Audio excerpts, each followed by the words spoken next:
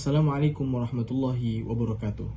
Perkenalkan, saya Roghib Muhammad Sakho, mahasiswa Magister Ilmu Hukum Universitas Indonesia dengan peminatan hak asasi manusia dan good governance. Pada kesempatan kali ini, saya ingin mempresentasikan hasil penelitian saya yang berjudul Dimensi Etis Lingkungan dan Integrasi Fikih Bi'ah sebagai diskursus hak lingkungan dalam hak asasi manusia. Dalam kesempatan kali ini, saya akan menyampaikan poin besar dari hasil penelitian yang saya lakukan, di mana saya mengangkat fikih ekologi sebagai suatu paradigma yang membuka peluang rekonfigurasi hak-hak lingkungan. Seperti yang kita ketahui, Indonesia dan dunia saat ini masih terus dihantui ancaman krisis bumi.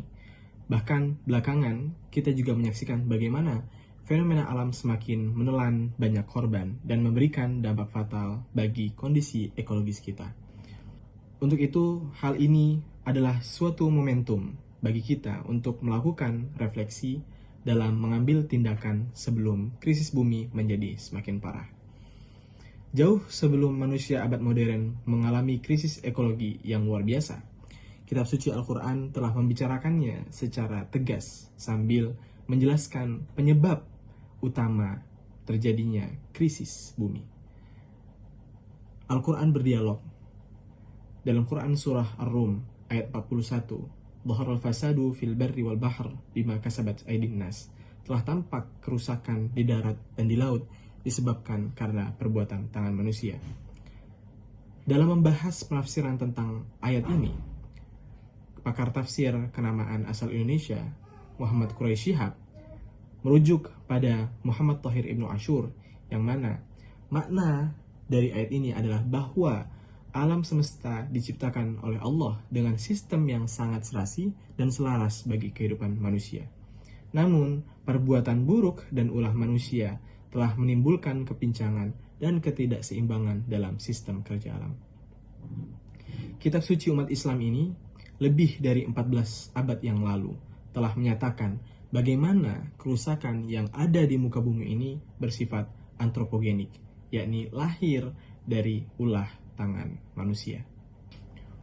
Untuk itu, krisis yang dihadapi umat manusia saat ini dapat dikatakan merupakan sebuah krisis multidimensional yang berakar pada keterputusan relasi antara manusia dan lingkungannya. Kondisi ini dipengaruhi oleh dominasi paradigma human-centered yang menyampingkan pengakuan koeksistensi ekologis, yakni hubungan interdependensi antara manusia dengan alam dalam sistem kehidupan di bumi. Abdullah Jawadi Amuli menegaskan bahwa manusia merupakan bagian integral dari tatanan alam semesta. Sebagaimana fenomena alam dapat mempengaruhi perilaku dan cara berpikir manusia, demikian pula sebaliknya. Cara manusia membentuk ruang hidup, baik fisik maupun kultural, turut memberi dampak pada kondisi alam, sebagai cerminan nilai-nilai yang kita anut, yang turut membentuk kembali kesadaran, perilaku, bahkan identitas kita sebagai bagian dari ekosistem. Sehingga, titik awal pandangan kita dalam persoalan lingkungan hidup bukan hanya sekadar persoalan sampah, deforestasi, pencemaran atau pelestarian alam sekalipun, melainkan ini adalah bagian dari suatu pandangan hidup itu sendiri. Dengan demikian, benang merah atau akar persoalan krisis ekologis dan destruksi lingkungan adalah soal bagaimana cara pandang dan perilaku manusia.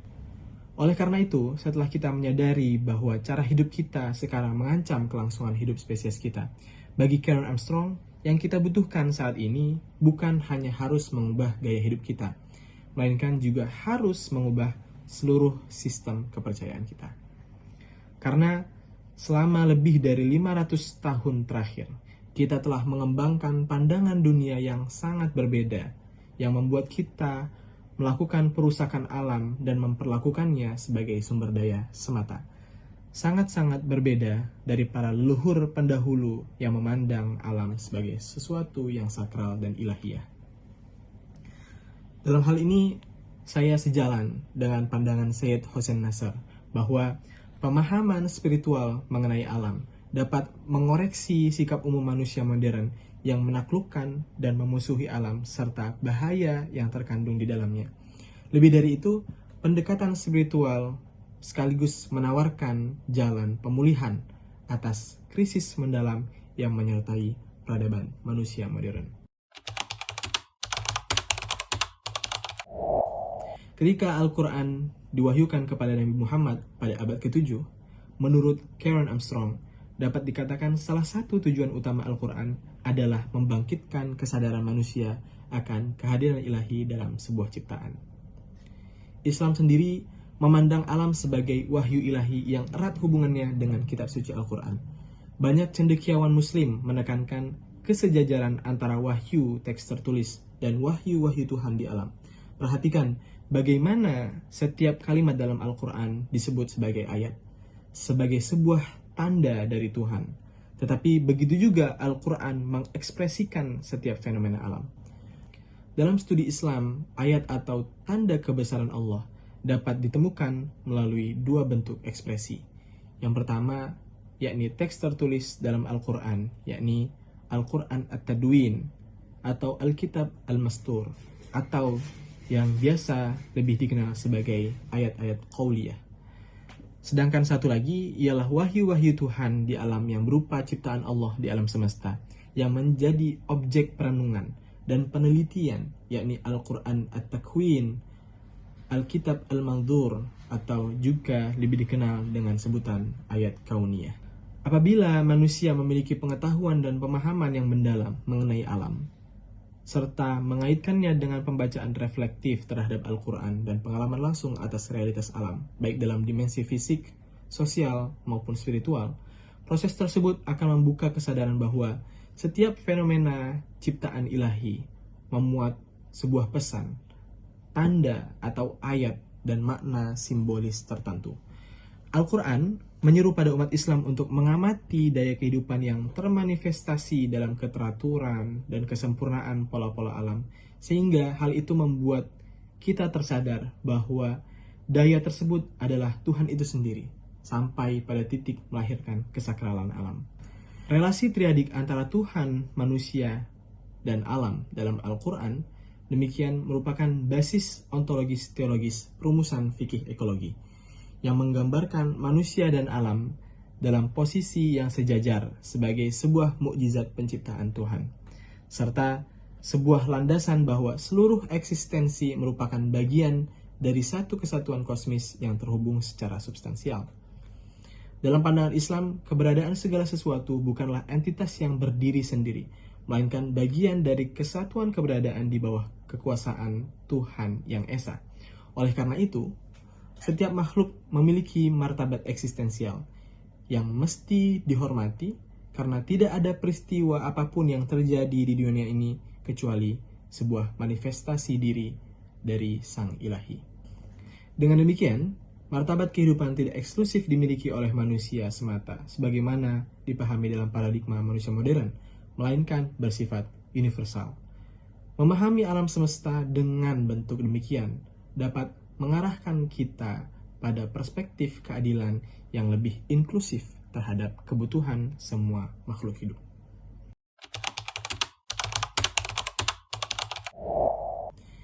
Etika ekologi saat ini menuntut tafsir inklusif dan kepekaan komunitas yang memandang alam semesta sebagai communion of subjects, alih-alih collection of objects. Aldo Leopold menegaskan pergeseran fundamental ini dengan mengatakan, "In this earth ethic, the role of humanity changes from conqueror of the land community to play member and citizen of it." Namun, pengakuan terhadap komunitas bumi sebagai anggota yang setara tentu memerlukan pembaruan mendasar mengenai siapa yang layak menjadi subjek moral.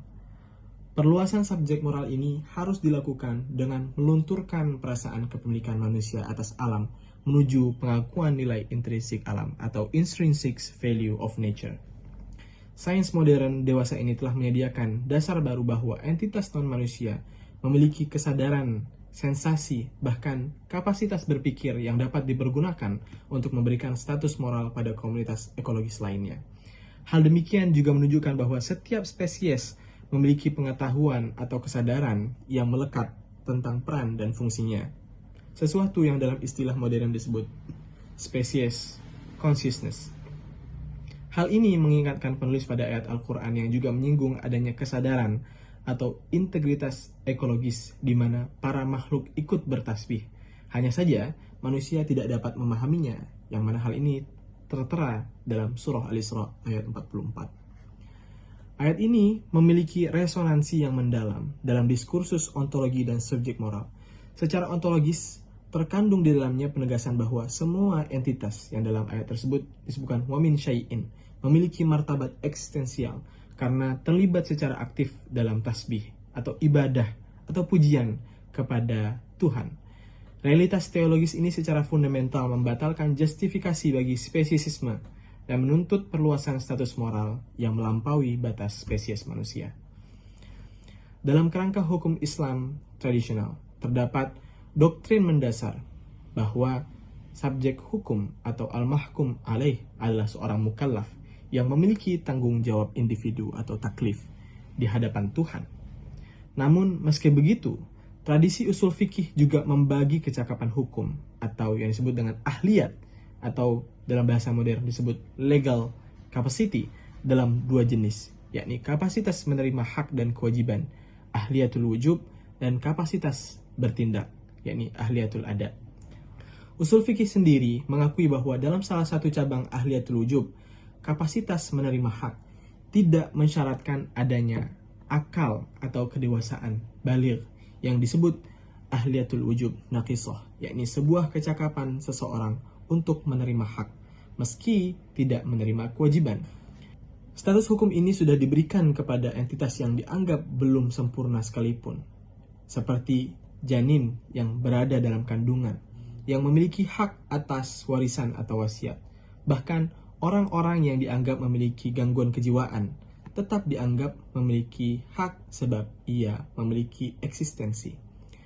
Menarik untuk diperhatikan, Wahbah Az-Zuhaili dalam Usul Fiqh Al-Islami memberikan catatan langsung terhadap definisi kedua jenis kapasitas hukum, yakni ahliyatul wujub dan ahliyatul ada, yang meskipun terdapat batasan manusia, yakni al-insan, namun para ahli hukum lainnya menggunakan batasan orang atau asyakhs yang maknanya dapat mencakup orang perseorangan, natural person, dan badan hukum, legal person, seperti lembaga-lembaga, institusi publik, dan perusahaan. Lebih lanjut, sambung Wahbah Az-Zuhaili, pada faktanya, syariat Islam juga mengakui keberadaan kepribadian hukum, syakhsiyah ma'nawiyah, sehingga pihak yang dijatuhi hukum bisa saja bukan manusia. Pandangan ini menegaskan bahwa fikih telah mengenal konsep legal personality, meski tidak menyebutkan secara eksplisit dengan istilah modern. Melalui reinterpretasi mengenai pendefinisian subjek, pandangan yang meragukan relevansi penempatan lingkungan hidup sebagai subjek hukum mendapatkan tantangannya.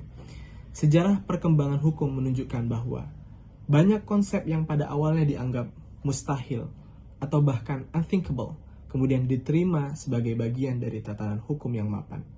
Sebagaimana pada mulanya hanya kelompok manusia tertentu yang diakui sebagai pemegang hak, namun seiring perkembangan kesetaraan hukum dan moral, pengakuan tersebut diperluas hingga mencakup seluruh manusia dengan kepemilikan hak asasi secara setara.